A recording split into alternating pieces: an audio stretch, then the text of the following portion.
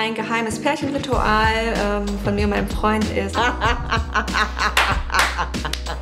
Ich erzähle euch heute etwas über Rituale, die mich im Alltag unterstützen, gut in den Tag zu starten und den Tag auch gut zu beenden.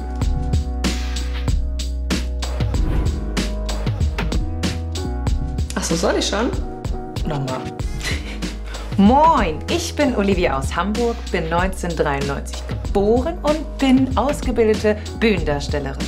Hi, ich bin Mini, ich bin 26 Jahre alt, wohne aktuell in Düsseldorf. Ich bin selbstständig. Ich bin Nike, ich bin 25 Jahre alt und komme aus Kiel. Ich arbeite als Coach für Frauen im Bereich Selbstwert. Mein Tag beginnt, sobald ich die Augen aufmache. Zugegebenermaßen bin ich nicht so der größte Morgenmensch. Da ich ein Frühaufsteher bin, ist es dann meistens so 7:30 Uhr, auch wenn ich nichts vorhabe.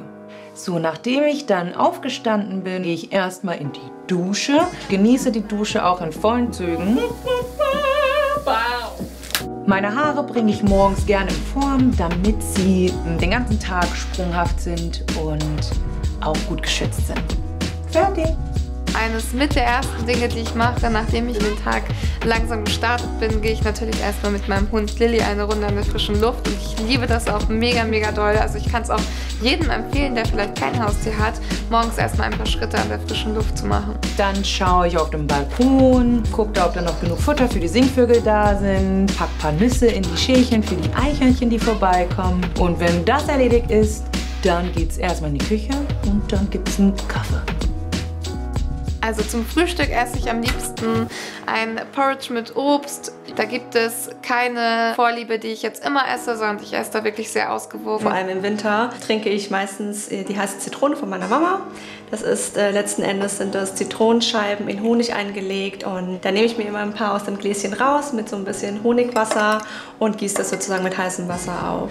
Für mich ist Tee trinken am Morgen ein Must-Do, weil es mich von innen aufwärmt, weil es meinen Körper und auch meine Organe in Schwung bringt. Nachdem ich mir meinen Tee gemacht habe, gehe ich auch gerne auf den Balkon. Manchmal scheint auch die Sonne, das ist richtig schön und schaue so ein bisschen in den Hof rein und genieße den Moment. Also was mir besonders dabei hilft, morgens in die Gänge zu kommen, ist so ganz leichtes, intuitives Stretching zu einem ruhigen Takt, wo man sich dann einfach so dazu bewegen kann, dass es einem wirklich gut tut und dass man sich streckt und reckt und einfach mal ja, alles bewegt, was bewegt werden möchte. Also meine tolle Springübung benutze ich besonders gerne, weil sie einen einfach glücklich macht. Also versucht mal zu springen und dabei schlechte Laune zu haben. So Leute, jetzt kennt ihr meine Morgenrituale. Was sind eure Top 3 Rituale am Morgen? Schreibt es in die Kommentare. Also was ich gehört habe, was andere Leute machen, was gar nicht mein Ritual wäre, ist jeden Morgen hier in die Förde zu springen. Um die Alster joggen morgens. Aber für mich wäre das nichts. Ich glaube, Rituale und Routinen können gut und hilfreich für uns sein, um einfach einen guten Start in den Tag zu bekommen, um einfach zu wissen, hey, für mich funktioniert das und das gut, das tut mir gut, das gibt mir Energie. Wenn ich dann die Sachen machen muss, die ich wirklich machen muss, dann bin ich einfach da ein bisschen gelassener und kann sagen, okay, ich habe jetzt schon die Me-Time und jetzt kann ich mich anderen Sachen widmen. Also der wichtigste Tipp, den ich geben kann, um strukturiert zu sein, ist eine To-Do-Liste zu machen. Also entweder am Abend zuvor oder am Morgen des Tages. Also ich bin ein großer Fan von Planern, To-Do-Listen, von kleinen Post-its. Ist meistens so, wenn ich ein Lied höre im Radio oder irgendwo auf YouTube oder so, dann versuche ich das meistens nachzuspielen. See my lips on your mouth, everybody's going now, baby. Ooh, you know it's true.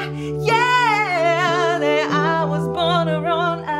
Ich würde jedem mal raten, einmal mal ein Instrument mal in die Hand zu nehmen oder sich eins zu holen, selbst wenn man da sagt, oh, nein, ich kann es vielleicht nicht. Wie beende ich meinen Tag am liebsten? Tatsächlich mit einem gemeinsamen Dinner. Vielleicht liegt es auch an der asiatischen Kultur, da ist Essen auch sehr wichtig. Es ist ein sehr gemeinschaftliches Ritual, wofür man sich Zeit nimmt. Eines meiner Lieblingsgerichte aus Vietnam ist die Pho-Suppe. Der Geschmack ist schwer zu beschreiben, aber wenn man sie kennt und auch schon gegessen hat, dann wird man sie immer wieder erkennen. Und das liegt an den besonderen Gewürzen der Brühe.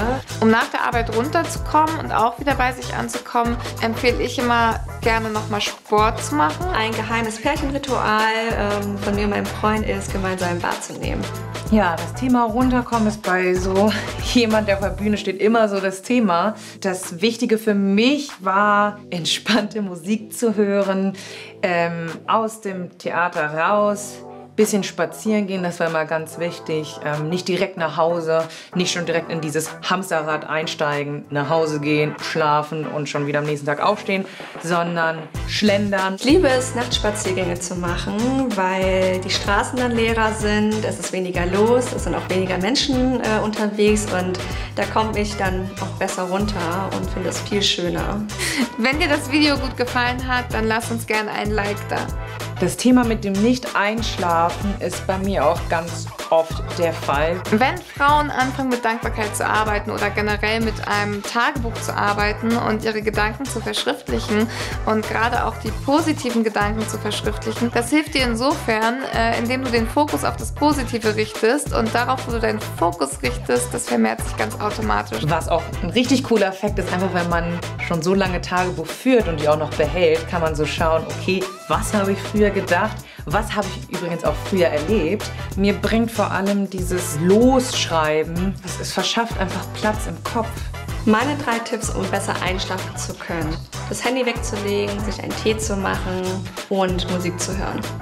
Um dein Ritual zu finden, ist es erstmal ganz, ganz wichtig, dir herauszuschreiben oder herauszufinden, wo hast du überhaupt Platz und Zeitraum für dein Ritual. Setz dir kleine Ziele und belohn dich eher dadurch, dass du die Ziele noch übertreffen kannst. Wirklich kleine Erfolge zu feiern, wirklich mal dieses Bewusstwerden darüber, dass man gerade stolz auf sich sein kann.